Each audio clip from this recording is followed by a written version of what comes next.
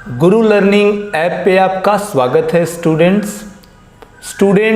आज की एक class grammar, time and tense के प्रैक्टिस और उसके मोस्ट इम्पॉर्टेंट कंसेप्ट पे आधारित होगी।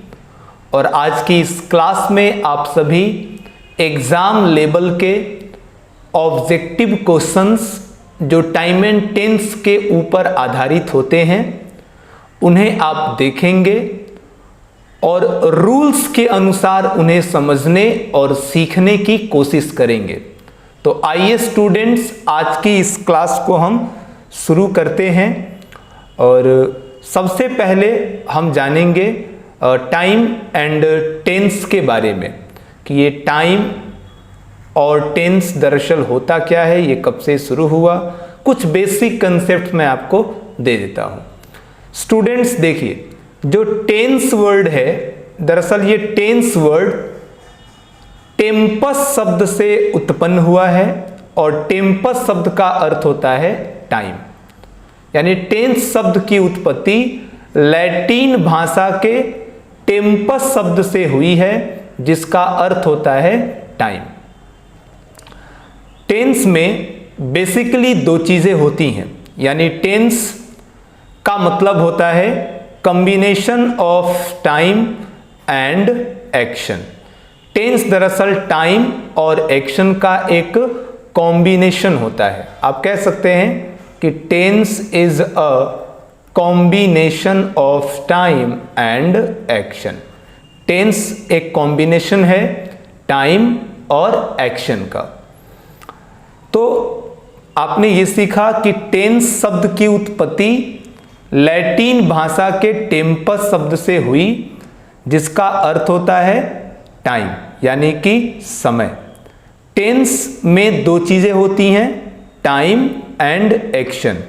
यानी टेंस जो आपका वर्ड है, आप इसके बारे में लिख सकते हैं कि tense represents time and action. यानी टेंस रिप्रेजेंट करता है टाइम को और एक्शन को। आइए अब हम इसकी डेफिनेशन के बारे में भी जरा जानें, टेंस के परिभाषा के बारे में जानें। तो tense is a form of verb. Tense दरअसल वर्ब का ही रूप होता है, विच शोज जो दर्शाता है, द टाइम समय को, eight which an action happens जिस समय पर कोई काम हुआ था। यानी टेंस बेसिकली दो चीजों की बात करता है, वो टाइम की बात करता है और एक्शन की बात करता है। आइए हम एक और डेफिनेशन से इसे और अच्छे से समझें। टेंस के बारे में एक और लाइन है कि tense is that form of verb. Tense verb का वो रूप होता है विच शोज जो दर्शाता है, नॉट ओनली न केवल the time of an action, वो न केवल काम के समय को दर्शाता है, but also the state of an action, बल्कि वो एक्शन के, काम के स्थिति के बारे में भी बताता है। देखिए, जब हम टाइम और एक्शन की बात करते हैं तो हमारे पास तीन टेंस हैं, प्रेजेंट टेंस, पास्ट टेंस और फ्यूचर टेंस। लेकिन इन तीनों टेंस के चार चार टेंस और होते हैं, जैसे सिंपल, कंटिन्यूअस, परफेक्ट और परफेक्ट कंटिन्यूअस। तो इन चारों का क्या काम होता है? ये चारों समय तो बताते ही हैं, साथ ही साथ ये बताते हैं कि वो काम किस रूप में हुआ, क्या वो पूरा हो चुका है या वो कंटिन्यू है या पिछले कुछ सालों से, कुछ समय से वो होता हुआ आ रहा है। ये टेंस का काम है। तो टेंस का काम है मेनली टाइम और एक्शन को बताना, साथ ही साथ उस एक्शन की स्थिति के बारे में भी बताना, उसकी कंडीशन के बारे में भी बताना। लास्ट लाइन है कि change in verb forms according to time is called tense. Verb के रूप में समय के अनुसार जो परिवर्तन आता है उसे हम टेंस कहते हैं। जैसे आपने वर्ब के रूप में देखा कि जैसे गो, तो गो के लिए पास्ट फॉर्म होता है वेंट, फिर हम बनाते हैं गॉन, उसके बाद गोइंग और फिर गोज। तो वर्ब के रूप में समय के अनुसार ये जो परिवर्तन आया है, गो वेंट हो गया, गॉन हो गया, गोइंग हो गया, गोज हो गया, तो समय के अनुसार वर्ब के रूप में जो परिवर्तन आता है उसी को हम टेंस कहते हैं। तो स्टूडेंट, टेंस की ये डेफिनेशंस हैं। आपको टेंस के बारे में 3 बातें समझ में आई। पहली कि टेंस रिप्रेजेंट करता है टाइम और एक्शन को। दूसरा, टेंस एक्शन की स्टेट को भी व्यक्त करता है कि वो काम किस रूप में हुआ। और तीसरा, वर्ब के रूप को बदलना ही टेंस होता है। चलिए नेक्स्ट आगे बढ़ते हैं। अब हम बात करेंगे टेंस के इतिहास की, टेंस के हिस्ट्री की। तो स्टूडेंट, आप ये पाएंगे कि सबसे पहले लैटिन रूल्स के तहत 1640 ईस्वी में टेंस को बेन जॉनसन के द्वारा द इंग्लिश ग्रामर नाम की एक बुक थी, उसी में पब्लिश किया गया था। यानी टेंस को सबसे पहली बार दुनिया ने 1640 ईस्वी में समझा था और बेन जॉनसन को आप इसका फादर कह सकते हैं। उन्होंने अपनी एक बुक लिखी थी द इंग्लिश ग्रामर, उसी में सबसे पहली बार टेंस का जिक्र हुआ। लगभग 200 वर्षों तक, 200 सालों तक किए गए प्रयोगों का परिणाम है टेंस। टेंस का आज जो स्वरूप है, इसे बनने में लगभग 200 साल लग गए। 200 साल में टेंस के रूल्स और इसके नियम हमारे बीच आए। अब आइए ग्रामर की कुछ प्रैक्टिस करते हैं, कुछ रूल्स की बात करते हैं, कुछ सेंटेंस की बात करते हैं। तो पहला सेंटेंस है student, he up at 5 o'clock every day. Student, एक बात याद रखिएगा, आपके एग्जाम में ऐसे क्वेश्चंस आएंगे और ये 4 वहां लगने वाले ऑप्शंस होंगे। हर सेंटेंस के पास कुछ ना कुछ ऐसा होगा जो इंडिकेट कर देगा, जिससे पता चल जाएगा कि ये किसी पर्टिकुलर टेंस का सेंटेंस हो सकता है। जैसे आपने देखा कि सेंटेंस में एवरी डे एक शब्द आया है, और अगर मैं आपको एक रूल बताऊं तो always, often, sometimes, generally, usually, occasionally, rarely, seldom, never, hardly, scarcely, habitually, daily, every day. तो जब भी सेंटेंस में ये एवरी डे आपको दिखाई देगा तो ये एवरी डे है क्या? ये एडवर्ब है जो सिंपल प्रेजेंट टेंस को फॉलो करता है।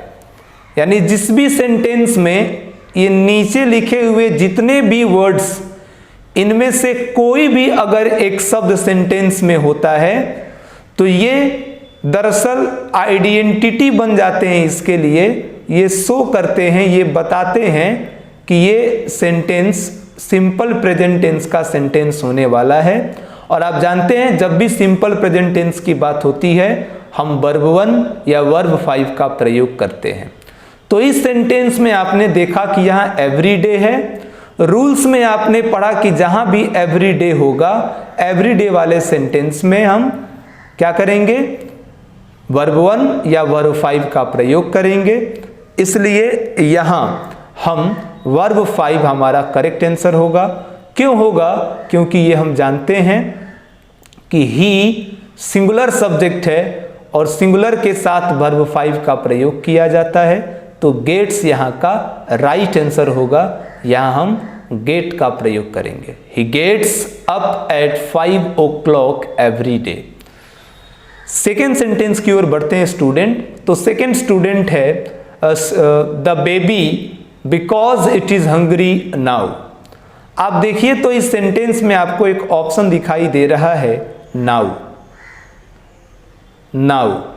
मैंने कहा आपसे कि हर सेंटेंस में कुछ ना कुछ एक ऐसा शब्द होगा जो ये इंडिकेट करेगा कि ये सेंटेंस किसी खास टेंस से संबंध रखता है। इसे जानने के लिए मैं आपको कुछ रूल्स बताता हूं। आप देखिए कि जिस भी सेंटेंस में नाउ का प्रयोग हुआ हो, या फिर एट प्रेजेंट का प्रयोग हुआ हो, या फिर एट द मोमेंट का प्रयोग हुआ हो, या this morning, nowadays, these days, currently, this evening, today, tonight, tomorrow, इन शब्दों का प्रयोग जिस सेंटेंस में होता है वह प्रेजेंट कंटिन्यूअस का सेंटेंस माना जाता है। और प्रेजेंट कंटिन्यूअस टेंस में इज, आर या एम के साथ हम वर्ब फोर का प्रयोग करते हैं। तो फिर यहां हमारा जो आंसर होगा वो इज, आर या एम के साथ वर्ब फोर का आंसर होगा। तो उस नाते इज और क्राई में ये आईएनजी लगा है जो इंडिकेट कर रहा है कि ये वर्ब फोर है, तो यही आंसर हमारा सही होगा। यानी हर सेंटेंस के पास कुछ ना कुछ रूल्स होते हैं, कुछ ना कुछ आइडेंटिटी होती हैं। तो आप इन आइडेंटिटी को अपनी कॉपी में नोट कीजिए और इन्हें एक बार रिपीट कीजिए, और इनके आधार पे जो भी बुक आपके पास है उसे दिए गए सेंटेंस को सॉल्व कीजिए, या फिर आप इस क्लास को एक बार और देखिए तो ये सारी चीजें आपके ध्यान में आ जाएंगी। आइए स्टूडेंट थर्ड सेंटेंस पे बढ़ते हैं। थर्ड सेंटेंस है he in the field at the moment. तो इन चार ऑप्शन में से कौन सा ऑप्शन हमारे लिए सही होगा, इसे देखने के लिए हम सेंटेंस में ऐसी चीज को ढूंढते हैं जो किसी पार्टिकुलर टेंस का हिस्सा बन सकता है। तो उसके लिए आप जब रूल पढ़े रहेंगे तो वो तुरंत आपको याद आएगा कि एट द मोमेंट एक ऐसा शब्द है जिसका प्रयोग किसी खास टेंस में किया जाता है। कैसे टेंस में किया जाता है, तो आप यहां देखिए प्रेजेंट कंटिन्यूअस टेंस में एक रूल है कि जब भी आपके सेंटेंस में एट द मोमेंट शब्द का प्रयोग किया गया हो तो एट द मोमेंट बताता है कि ये सेंटेंस प्रेजेंट कंटिन्यूअस का है, और प्रेजेंट कंटिन्यूअस में इज, आर या एम के साथ वर्ब फोर का प्रयोग होता है। तो इस सेंटेंस में eight the moment he identity है कि ये सेंटेंस प्रेजेंट कंटिन्यूअस टेंस का है, और इसलिए इज, आर, एम के साथ वर्ब फोर का ऑप्शन करेक्ट माना जाएगा। तो इज प्लेइंग यहाँ पे करेक्ट ऑप्शन है। तो ध्यान में रखना होगा इन रूल्स को।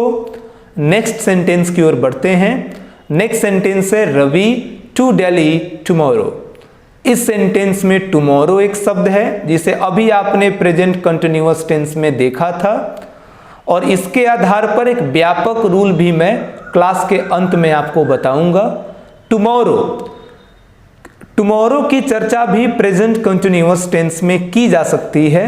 आप देख रहे हैं कि यहाँ मैंने रूल्स में टुमारो शब्द का जिक्र किया है कि जहाँ भी टुमारो शब्द होगा वो इस बात की आइडेंटिटी दे रहा है कि ये शब्द प्रेजेंट कंटिन्यूअस टेंस में आता है, और प्रेजेंट कंटिन्यूअस टेंस में इजारेम के साथ वर्ब फोर का प्रयोग होता है।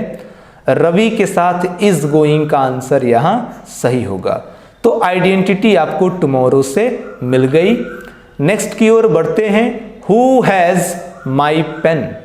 अब ये टेंस का तो सेंटेंस है पर बहुत आसान है, खासकर उन विद्यार्थियों के लिए जो सारी क्लासेज मेरे से पढ़ रहे हैं, उनके लिए तो बहुत आसान है। मैंने कई बार बताया भी है कि हैज़ और हैव के साथ हमेशा वर्ब थ्री का प्रयोग किया जाता है। दरअसल ये सेंटेंस प्रेजेंट परफेक्ट टेंस का है। प्रेजेंट परफेक्ट टेंस में ही हैज़ या हैव की बात की जाती है, और नियम यह है कि हैज़ या हैव के तुरंत बाद वर्ब थ्री का प्रयोग होना चाहिए। तो वर्ब थ्री का प्रयोग होना चाहिए, इसका मतलब हमारा यहाँ जो आंसर होगा उसे वर्ब थ्री होना चाहिए। स्टील का यहाँ ऑप्शन मिला है, स्टील का वर्ब थ्री होता है स्टोलन, यही हमारा करेक्ट आंसर है। तो हैज से ही हमें पता चल गया हैव को वर्ब थ्री चाहिए, तो वर्ब थ्री का आंसर करेक्ट कीजिए। नेक्स्ट सेंटेंस है ही द टेलीविजन नाउ। अब यह आपके लिए सेंटेंस नया नहीं है, आपने पढ़ा है कि जब सेंटेंस में नाउ होता है तो वो सेंटेंस प्रेजेंट कंटिन्यूअस टेंस का सेंटेंस होता है, नाउ इस बात को इंडिकेट कर रहा है कि आपका ये सेंटेंस प्रेजेंट कंटिन्यूअस टेंस का सेंटेंस है। प्रेजेंट कंटिन्यूअस टेंस में इज या आर या एम के साथ वर्ब फोर लगाते हैं, ही के साथ इज लगता है, इसलिए इज वाचिंग का ऑप्शन बिल्कुल करेक्ट है। ये जो मैं आपको क्लास दे रहा हूं स्टूडेंट, ये बिल्कुल जेन्युइन सेंटेंस है जो आपके एग्जामिनेशंस में आपसे पूछे जाते हैं, तो ध्यान से समझना है हमें इन चीज़ों को। और नेक्स्ट सेंटेंस है हमारे प्यारे विद्यार्थियों के लिए, हमारे राजकुमारों के लिए, सी हैबिचुअली लेट। अब इस सेंटेंस में एक चीज़ हमको देखने के लिए मिली कि भैया इस सेंटेंस में हैबिचुअली का प्रयोग किया गया है, और एक बार बीके सिंह इंग्लिश क्लासेस के बच्चों ने ध्यान से जो रूल देख लिया वो उनको भूलता भी नहीं है। ठीक है, तो यहाँ हैबिचुअली एक ऐसा शब्द है, हैबिचुअली की बात आपने किस टेंस के रूल में की है? तो हैबिचुअली की बात आपने की है सिंपल प्रेजेंट टेंस में। याद रखिए एक शब्द है स्टूडेंट रिसेंटली,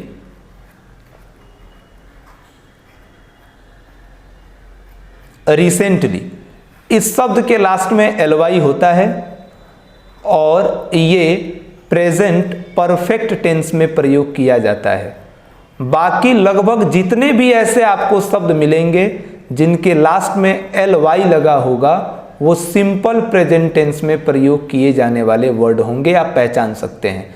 जैसे कि आप देखिए, मैं आपको बहुत सारे शब्द दिखाता हूं, generally, usually, occasionally, rarely, hardly, scarcely, habitually, daily, बहुत ऐसे शब्द हैं जिनका प्रयोग एलवाई से इनकी लास्ट होती है और ये सिंपल प्रेजेंट टेंस में आते हैं। तो बस रिसेंटली को छोड़कर जितने भी शब्दों के लास्ट में एलवाई लगा होगा लगभग वो सारे शब्द सिंपल प्रेजेंट टेंस के शब्द होंगे। तो हैबिचुअली को आपने ढूंढा कि ये सिंपल प्रेजेंट टेंस का है। सिंपल प्रेजेंट टेंस में आप वर्ब 1 या वर्ब 5 का प्रयोग करते हो, इसलिए सी के साथ वर्ब 5 का प्रयोग होगा क्योंकि सी सिंगुलर है, तो वर्ब 5 के रूप में कम्स है, कम्स का आंसर यहाँ करेक्ट होगा। नेक्स्ट सेंटेंस है students, he in the office for 10 years. ये सबसे आसान सा सेंटेंस है कि जब भी आपके सेंटेंस में सिंस या फॉर के साथ कोई भी टाइम रहता है, जैसे यहाँ फॉर है, फॉर के साथ 10 ईयर्स 10 साल का समय दिया गया है, तो रूल यहाँ है कि जब भी सिंस या फॉर के साथ समय की बात हो तो वो प्रेजेंट परफेक्ट कंटिन्यूअस टेंस का सेंटेंस होगा और इसके साथ हैज या हैव के साथ हम बीन और वर्ब 4 का प्रयोग करेंगे। आपने इन चारों सेंटेंस को जल्दी से देखा तो यहाँ आपको हैज, बीन, वर्किंग, हैज के साथ बीन और वर्ब 4 का ऑप्शन मिला जिसे आपने इसका आंसर कह दिया। नेक्स्ट है स्टूडेंट, इट फॉर 2 आवर्स। यहाँ भी वही है, फॉर के साथ 2 घंटे का समय दिया गया है, तो फिर वही हैज बिन, हैव बिन या हैड बिन वाली सारी बातें सेम आ जाएंगी। तो इस रूल पे आप इट के साथ हैज लगाकर, बिन लगाकर वर्ब 4 लगा दीजिए, आपका आंसर करेक्ट होगा। कभी भी अगर सिंस या फॉर के साथ समय दे दिया गया हो तो प्रेजेंट परफेक्ट कंटिन्यूअस टेंस का वो सेंटेंस हो जाता है। नेक्स्ट सेंटेंस है ही नाउ। तो अब तो आप प्रोफिशिएंट हो चुके हैं, आपने पढ़ लिया है कि नाउ जहां भी होता है दरअसल वो सेंटेंस प्रेजेंट कंटिन्यूअस का सेंटेंस होता है और इसी में नाउ का प्रयोग हम करते हैं। और प्रेजेंट कंटिन्यूअस टेंस का स्ट्रक्चर इजारेम के साथ वर्ब 4 का स्ट्रक्चर होता है, तो इजारेम के साथ वर्ब 4 का नियम यही है, इज गोइंग का ऑप्शन करेक्ट ऑप्शन होगा यहाँ। आइए स्टूडेंट, आगे हमारा 11 नंबर रूल है, ही इज टुडे। तो टुडे को हम किस में देखें? टुडे एक एडवर्ब है और ये किस टेंस को फॉलो करता है? आप जानते हैं सारे लोग कि टुडे जो है वो फॉलो करता है प्रेजेंट कंटिन्यूअस टेंस को। आप देखिए टुडे यहाँ लिखा हुआ है इस रूल में, टुडे, टुनाइट, ये सारी बातें प्रेजेंट कंटिन्यूअस टेंस में ही होती हैं। और वैसे भी आपको इस सेंटेंस ने हिंट भी दे दिया था, यहाँ इज पहले ही लग चुका है और टेंस के अनुसार इज के साथ वर्ब 4 ही लगता है। इज हो, आर हो या एम हो, उसके साथ वर्ब फोर लगता है। वर्ब फोर का मतलब कि वर्ब के अंत में आईएनजी होना चाहिए। उस कंडीशन में बी हमारा करेक्ट ऑप्शन है। नेक्स्ट सेंटेंस देखते हैं, ही टू द रेडियो नाउ। फिर वही पुरानी बात, नाउ आ गई है। नाउ का मतलब प्रेजेंट कंटिन्यूअस टेंस और प्रेजेंट कंटिन्यूअस टेंस का मतलब इजआरएम के साथ वर्ब फोर, तो इज लिसनिंग का आंसर यहाँ करेक्ट होगा। आई यूजुअली माई ट्रेन, मैंने आपको बताया कि रिसेंटली को छोड़कर जितने भी शब्दों के अंत में एलवाई होता है अधिकतर वो सारे शब्द ये इंडिकेट करते हैं कि ये सेंटेंस सिंपल प्रेजेंट टेंस का सेंटेंस है। जैसे आप इसके रूल्स में देख सकते हैं, मैंने यहाँ यूजुअली शब्द लिखा हुआ है। यूजुअली शब्द इंडिकेट करता है सिंपल प्रेजेंट टेंस को। सिंपल प्रेजेंट टेंस में वर्ब वन या वर्ब फाइव का प्रयोग करते हैं हम, और आई के साथ वर्ब वन लगता है, इसलिए यहाँ मिस का आंसर करेक्ट आंसर होगा। नेक्स्ट सेंटेंस देखते हैं, तो आई टेनिस एवरी संडे मॉर्निंग। ये जहां भी एवरी अगर आ गया तो एवरी जहां भी है वो ये बता रहा है कि आपका ये सेंटेंस सिंपल प्रेजेंट टेंस का सेंटेंस है। जहां भी आपने एवरी को देखा, एवरी देखते ही आपके दिमाग में आ जाएगा कि ये सेंटेंस सिंपल प्रेजेंट टेंस का है। सिंपल प्रेजेंट टेंस में हम वर्ब वन या वर्ब फाइव का प्रयोग करते हैं, तो आई के साथ वर्ब वन लगता है, तो प्ले का आंसर बिल्कुल करेक्ट होगा। नेक्स्ट सेंटेंस है, दे हियर सिंस 2005। कभी भी अगर सिंस या फॉर के साथ समय लगा हो तो हम हैज या हैव के साथ बीन और उसके साथ वर्ब फोर का आंसर लिखते हैं, क्योंकि ये प्रेजेंट परफेक्ट कंटिन्यूअस की तरफ इशारा करते हैं। और प्रेजेंट परफेक्ट कंटिन्यूअस टेंस में हम हैज या हैव के साथ बीन और वर्ब फोर लगाते हैं, तो हैज या हैव के साथ बीन और वर्ब फोर का आंसर डी है, जो करेक्ट आंसर है। नेक्स्ट सेंटेंस की ओर बढ़ेंगे स्टूडेंट, सोनम इन दिल्ली नाउ अ डेज। आप देखेंगे कि सेंटेंस में नाउ अ डेज लगा है। किसकी आइडेंटिटी हो सकती है? तो शायद आपने अंदाजा लगा लिया होगा कि सर आपने बताया नाउ अ डेज जहां भी होगा वो सेंटेंस प्रेजेंट कंटिन्यूअस टेंस का सेंटेंस है, और वहां हमें इज या आर या एम के साथ वर्ब फोर लगाना है।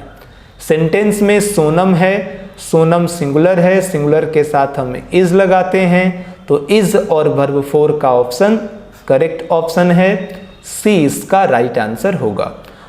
अब तक आपने जितने भी सेंटेंस देखे स्टूडेंट, सभी सेंटेंस में आइडेंटिटी छुपी हुई है और उसी आइडेंटिटी से आप पहचान पा रहे हैं। तो इन आइडेंटिटी को याद रखना बहुत ज़रूरी है स्टूडेंट। आप कोशिश करेंगे कि आप जितनी भी आइडेंटिटी अभी आप मेरे साथ पढ़ रहे हैं, देख रहे हैं, समझ रहे हैं, इन आइडेंटिटी को आप अपनी कॉपी में नोट कीजिएगा। अगला सेंटेंस है, ही टू दिल्ली लास्ट वीक। अब यहाँ मैं आपको ट्रैक से आगे लेके चल रहा हूँ। लास्ट वीक की बात की गई है, और मैं आपको बताऊं कि जब भी सेंटेंस में लास्ट की बात होती है, लास्ट के साथ कोई समय जुड़ा होता है, जैसे कि लास्ट वीक, जैसे कि लास्ट मंथ, जैसे कि लास्ट ईयर, जब भी ऐसी बातें होंगी तो ये इंडिकेट करेंगे कि ये सेंटेंस सिंपल पास्ट टेंस का सेंटेंस है, और सिंपल पास्ट टेंस में आप जानते हैं वर्ब टू का प्रयोग होता है। तो आप देखेंगे कि इन चारों ऑप्शन में वर्ब टू कौन सा है, तो वेंट होता है गो का वर्ब टू, और यही आपका करेक्ट आंसर है। आगे, the patient had dead before the doctor.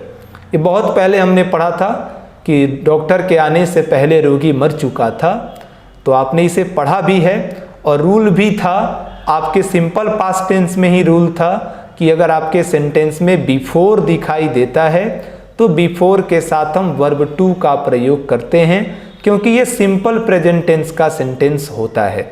Verb to ढूंढेंगे तो केम हमारे लिए वर्ब टू होगा, ये हमारा करेक्ट आंसर होगा। नेक्स्ट सेंटेंस समझने के लिए हमें एक रूल देखना है।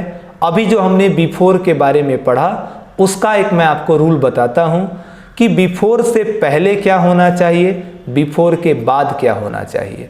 कई बार एग्जामिनेशन में ऐसे क्वेश्चंस पूछे जाते हैं। तो आइए बिफोर की रूल मैं आपको बताता हूँ। याद रखेंगे स्टूडेंट्स कि बिफोर से पहले आपको हमेशा यूज करना होगा हैड प्लस वर्ब 3 और बिफोर के बाद आपको यूज करना होगा वर्ब 2। बिफोर से पहले हैड प्लस वर्ब 3, बिफोर के बाद वर्ब 2। कैसे? इस एग्जाम्पल से समझिए। मैंने एक एग्जाम्पल लिखा, the patient had dead before the doctor केम। तो देखिए बिफोर से पहले आपने प्रयोग किया है हैड प्लस वर्ब 3 और बिफोर के बाद आपने यूज किया है वर्ब 2। तो ये रूल याद रखेंगे बिफोर के लिए।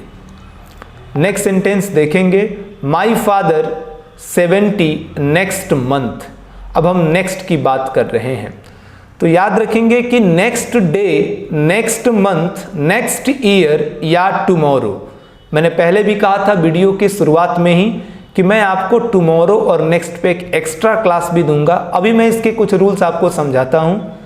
तो नेक्स्ट डे अगला दिन, नेक्स्ट मंथ अगला महीना, अगला साल या कल, ये दरअसल फ्यूचर वाले शब्द होते हैं। इनको हम फ्यूचर इंडेफिनिट की आइडेंटिटी मान के चलते हैं। फ्यूचर इंडेफिनिट टेंस में हम शैल या विल का प्रयोग करते हैं। तो फिर यहाँ शैल या विल वाला ऑप्शन हमारा करेक्ट ऑप्शन होगा। विल भी हमारा करेक्ट ऑप्शन है और विल भी हमने कैसे लगा लिया, तो नेक्स्ट देखकर। अब टुमारो नेक्स्ट के साथ कोई टाइम जोड़े तो कौन कौन से रूल्स आते हैं ये समझ लीजिए कि अगर टुमारो हो या नेक्स्ट के साथ कोई भी टाइमिंग वर्ड हो, जैसे नेक्स्ट मंथ हो, नेक्स्ट डे हो, नेक्स्ट ईयर हो, कुछ भी हो, तो आप जो 4 ऑप्शन आपको मिलेंगे उनमें सबसे पहले आप ढूंढेंगे शैल या विल के साथ वर्ब 1। अगर शैल या विल के साथ वर्ब 1 का ऑप्शन मिल जाता है तो वही आंसर होगा। और अगर ये नहीं होता है तो इज या आर या एम के साथ वर्ब 4 हम आंसर कर सकते हैं। यानी शैल या विल के साथ वर्ब 4 अगर चारों ऑप्शन में नहीं हो तो हम इज या आर या एम के साथ वर्ब 4 का आंसर टिक करेंगे। और अगर शैल या विल के साथ वर्ब 1 भी ना हो, इज आर एम के साथ वर्ब 4 भी ना हो, तो वर्ब 1 या वर्ब 5 से हम अपना आंसर कर सकते हैं। ये 3 ऑप्शन है, लेकिन फर्स्ट प्रायोरिटी है शैल विल। अगर ये है और ये दोनों भी हैं, तीनों ऑप्शन अगर दे दिया हो तो शैल और विल से हम अपना आंसर बनाते हैं। आप एग्जाम्पल से देख लीजिए, जैसे यहाँ my father will be 70 next month, next month था तो हमने शैल विल का प्रयोग किया। टुमारो भी फ्यूचर इंडिकेटिंग वर्ड है, टुमारो है, यहाँ इज आर एम के साथ वर्ब 4 लगा है और फिर नेक्स्ट फ्यूचर आइडेंटिटी वाला शब्द है और हमने यहाँ कम्स वर्ब 5 लगाया है। तीनों अपने अपने जगह पर बिल्कुल सही हैं। आइए इस सेंटेंस को समझते हैं। ही नेक्स्ट मंथ, तो फिर वापस नेक्स्ट आया जो कि एक फ्यूचर इंडिकेटिंग वर्ड है। तो आपने याद किया था कि जब भी नेक्स्ट डे होता है, नेक्स्ट मंथ होता है, नेक्स्ट ईयर होता है, टुमारो होता है, ये शब्द फ्यूचर इंडेफिनिट का होता है। शैल विल वाला आंसर हमारा सही होता है। अगर शैल विल नहीं होता तो इज आर एम के साथ वर्ब 4 होता और वो नहीं होता तो वर्ब 1 या वर्ब 5 होता। नेक्स्ट सेंटेंस की तरफ बढ़ते हैं। दे आउट एन आवर अगो, यहाँ एक इंडिकेटिंग शब्द आया अगो। अगो से क्या पता चलता है स्टूडेंट? तो आप देखेंगे सिंपल पास्ट टेंस का ये वर्ड है अगो। ये आइडेंटिफाई करता है कि आपका ये सेंटेंस सिंपल पास्ट में है। सिंपल पास्ट टेंस में वर्ब 2 का प्रयोग किया जाता है, गो का वर्ब 2 वेंट होता है। ये हमारा करेक्ट आंसर है। माई फादर यस्टरडे, यस्टरडे मतलब बीता हुआ दिन, मतलब कि पास्ट टेंस। कभी भी अगर आपको सेंटेंस में यस्टरडे दिखाई देता है आप समझ जाइए कि वो सेंटेंस सिंपल पास्ट टेंस में है। सिंपल पास्ट टेंस में आप वर्ब 2 का प्रयोग करते हैं और वर्ब 2 कम का केम होता है। यह हमारा करेक्ट आंसर है। वी मूवी लास्ट नाइट, जहाँ लास्ट होता है वहाँ पास्ट होता है। इसका मतलब कि यहाँ भी वर्ब 2 होगा। रूल से भी समझ सकते हैं आप। लास्ट नाइट की बात की गई थी, जिधर भी आपको लास्ट दिखाई देगा सिंपल पास्ट टेंस का वो सेंटेंस होगा। सिंपल पास्ट टेंस में वर्ब 2 होगा। सी का वर्ब 2 होता है सा। अब वेन से आधारित एक रूल मैं आपको बताता हूँ। वेन के लिए 2 रूल्स होते हैं।